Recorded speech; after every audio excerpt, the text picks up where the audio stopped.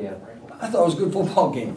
We said from the start it was going to be a physical game, and you have to give a Stout a lot of credit the way they came out and drove the ball, and they executed well. It'll be interesting to look like more tomorrow or tonight on how the stats came out after that first drive or after the first quarter, how it played out.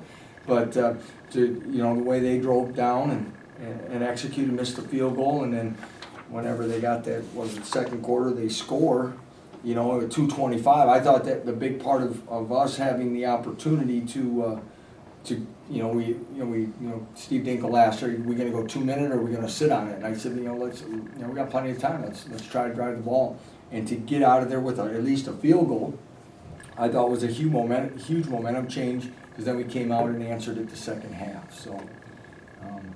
Again, looking at two teams that don't turn the ball over, I think the game, for 3.5 quarters is a lot closer than what maybe the scoreboard indicates, and that's a credit to Stout as well. Did you make any adjustments defensively in the second half? It seemed slow. No, I think there's probably a few things within the call, that Brian, came up with within the package. It isn't like we didn't change up a few things. We thought we had to do a few things coverage-wise that, we're playing a little soft in some areas. But I think one thing, again, we hope that, excuse me, with physical teams that, as the game went on, you could see us get in the backfield a little bit more. And with pressures, without pressures, Luminette coming up with a big sack and some things like that and that's where you hope for your depth, your conditioning, those things that if you can wear people down and hopefully win games in the second half, and I think that's what happened today. Would you credit the conditioning for the change in third down? I think they converted 7 of 9 third No, downs. I would probably contribute to Coach Borland and those guys having a better feel for what some calls. I want to strictly say third downs there. I wish I could page through this quick enough and know how to read these for you guys, but what were they the first drive? Like 5 for 5 on third downs.